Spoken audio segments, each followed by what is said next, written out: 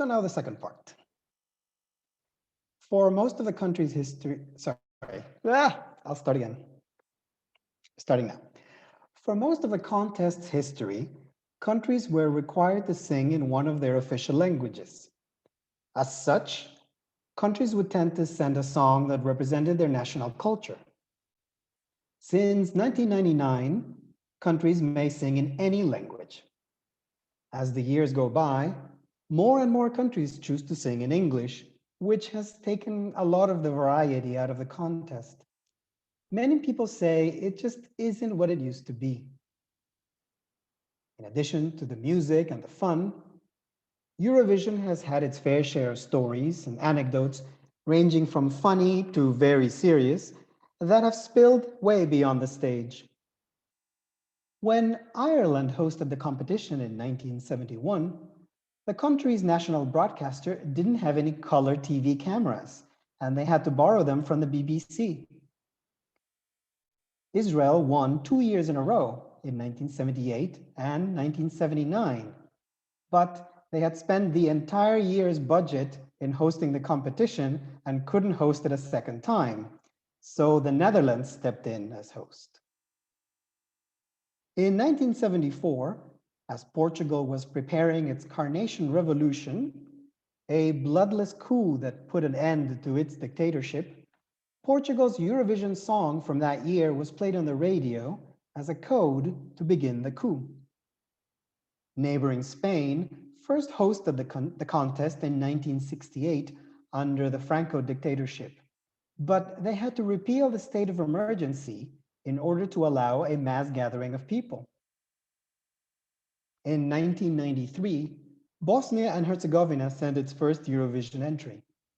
The Bosnian singers had to run across an airport tarmac under gunfire in Sarajevo in order to board their plane, and their story caused quite a stir at the time. There have been some silly cases as well. In 1978, when the contest was held in Paris, as it became clear that the Israeli song would win, viewers in Jordan saw the live transmission cut off and they were treated to pictures of flowers instead.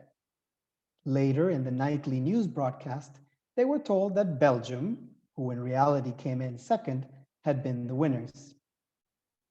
A few years ago, Lebanon wanted to take part, but they announced that they would not broadcast the Israeli entry. EBU rules now strictly state that the contest must be shown in its entirety with no editing, and so Lebanon decided not to participate. In a far more serious case, when Azerbaijan hosted the contest in 2012, their neighbor and longtime enemy Armenia pulled out of the competition out of fear that their delegation would be physically attacked in Baku. Controversies continue until this very day. This year's entry for Russia has led to many racist and xenophobic comments about the singer who immigrated to Russia from Tajikistan. This year's song from Belarus was disqualified because it had political content about those who oppose the country's ruler. But there are also some positive outcomes. When Eurovision was held in Kiev in 2004, the Ukrainian government decided to lift visa restrictions for European tourists for the duration of the competition. But 17 years later, EU citizens can still visit Ukraine without a visa. They simply never changed the rules again. And this fits nicely with the contest's original goal of bringing people together. Now we have to look at the issue of voting.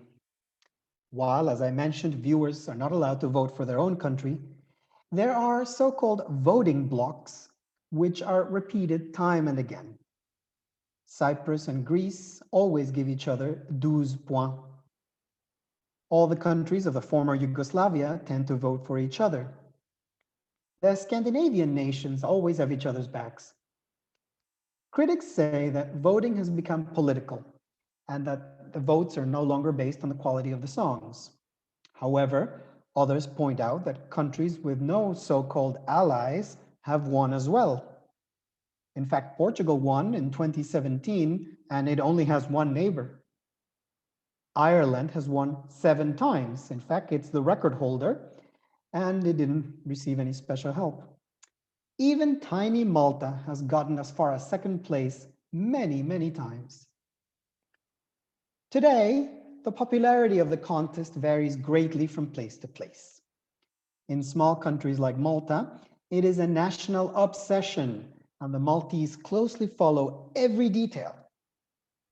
For tiny nations like San Marino, Andorra, and Monaco, it's a chance for them to remind the world that they exist. In the older participants like France and the UK, the contest has become passé. It still has its fans, but it is no longer really watched by most people. Sweden, on the other hand, takes it so seriously that its national selection process takes several weeks, and the entire country tunes in. Diversity indeed. Last year, the contest was canceled for the first time in 64 years due to the pandemic. This year, organizers have said that it will go ahead even if it means not having an audience. I invite you to tune in on May 22nd, live from Rotterdam, to see how things unfold.